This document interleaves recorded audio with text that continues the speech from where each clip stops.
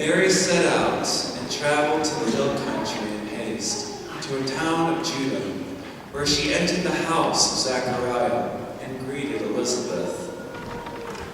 When Elizabeth heard Mary's greeting, the infant leaped in her womb, and Elizabeth, filled with the Holy Spirit, cried out in a loud voice and said, "Blessed are you among women, and blessed is the fruit of your womb. And how does this happen to me, that the mother of my Lord should come to me? For at the moment the sound of your greeting reached my ears, the infant in my womb leaped for joy. Blessed are you who believed that what was spoken to you by the Lord would be fulfilled." The Gospel of the Lord. Praise to you, Lord Jesus Christ.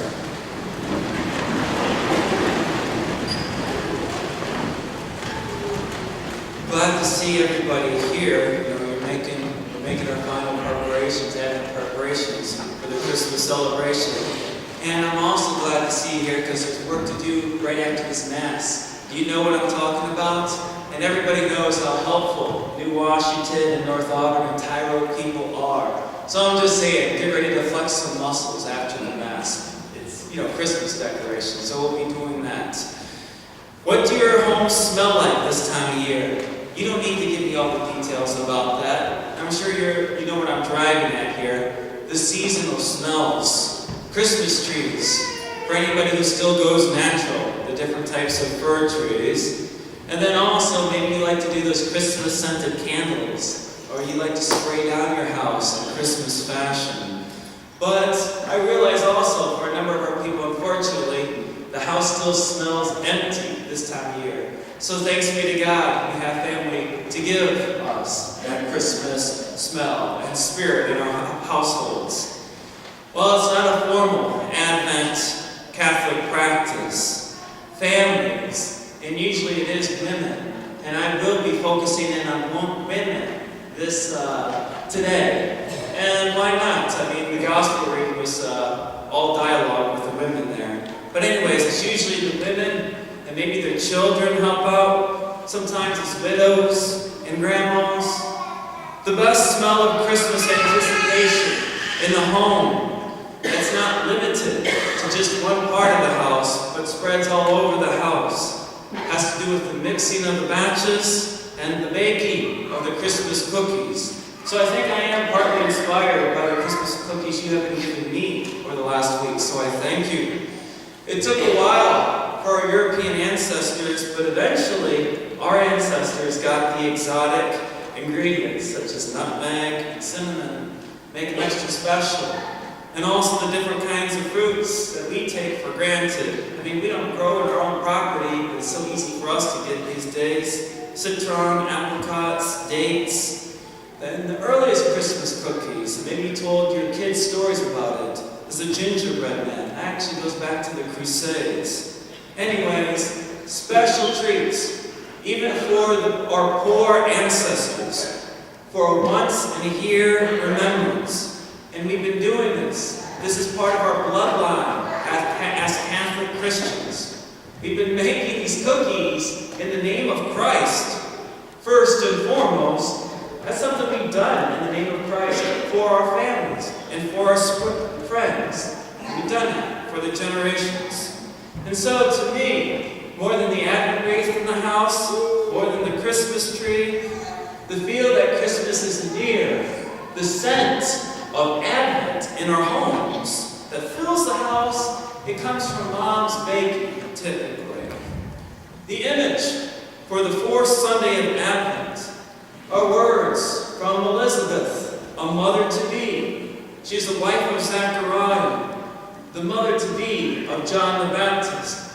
And if Elizabeth can't help just vocalizing how she feels and what the Spirit of the Lord is telling her, that's just who she was. And that's who her son was going to be. You can't help what God is telling you. Her son was going to be like her. But anyways, she was an older woman and the first time expectant mother. God took away her shame by being an expectant mother. That's one reason why she was joyful. And if that wasn't enough, God sent her Mary. And you caught the surprise that Elizabeth had when Mary entered the house. And the word house does get used. The surprise. Because what did it mean by Mary entering? She said, it's the mother of my Lord. How does this come to be? The mother of my Lord is in my house. But the image of this fourth Sunday of Advent that sticks with me, and it is repeated. The word is repeated throughout this Mass today. I'm even going to say it when we get ready for the Eucharist. Elizabeth says this to Mary, blessed is the fruit of your womb. We repeat Elizabeth's words. We Catholics are that scripture. Hopefully we pray Hail Mary every single day. And we use Elizabeth's direct words with that. Let me ask, is it chauvinistic to say that we have wombs? Am I being a chauvinistic pig by saying that anymore these days? Women have wombs. If that is chauvinistic, we ain't going to get very far with our Hail Marys because we won't even be believing in what we are saying.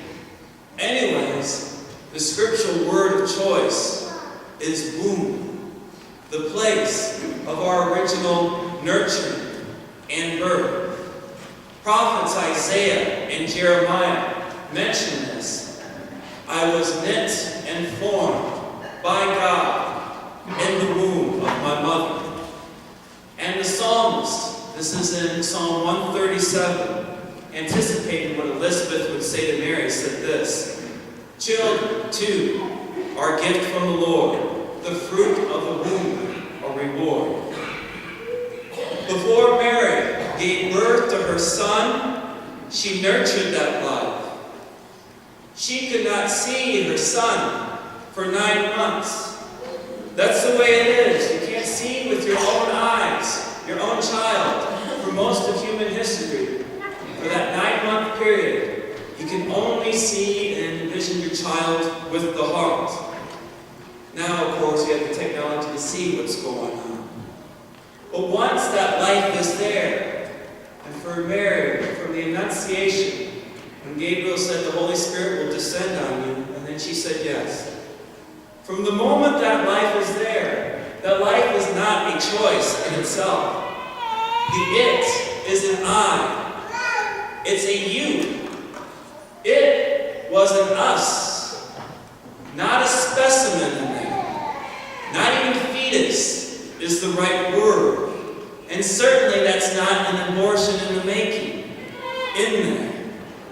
Unless we're okay with calling babies an activity in the womb, like what we call killed civilians in wartime, collateral damage. Is it okay to call what goes on in the womb collateral damage now? Anyways, from deep within, Mary, like any first-time mother, that life that stirred within her changed the path of her life. From girl to mother. And she had 9 months to process that. And there's a phrase about Mary with what happened in those early months and those early couple years. Here's the phrase about young Mary as mom. She kept all these things and pondered them. She kept them forever. That's why she is mother forever. And in Bethlehem, as we heard in that first reading, she would give birth to that son. The fruit of her womb would be born. And like you with your children, there comes a point when you have to give them up. Not totally, but give them up to the mission that God has for them. And the mission of her son, as we heard in the first reading, shepherd the flock. But a mom does not give up the nurturing. Once she invested in identifying that child in her womb, and then once she started to envision what it's like to be a mom for those 9 months, and then started to do the work, she can never give up the nurturing. It's almost like some of our moms who cupped in their hands our little heads, the little heads of babies. A mom's hands can't stop working started holding the baby for the rest of their lives. We have two common images of Mary and her hands. The first is holding baby Jesus. The next, and we have it on the wall here, is having her hands ready to hold her son again, her crucified, dead, adult son. A mother's hands keep on nurturing, ready to work. And it's not a sentimental thing. It's a practical thing. Always ready to take care of the children. And so I ask us, do you ever notice the hands of your mother, the women in your life, during this Advent season? Do you ever notice it? Advent's the time the hands really get going. And then at Christmas, maybe there's a little break until later on in the afternoon. But I think about this image with women who did have children. You ever see some of these ladies do needlework in a chair? They can't even stop it. They're making blankets. They're making little baby booties. Is that what they call them? They're making all these things in the very same chairs sometimes in which they nurse the babies. They can't keep their hands from doing work.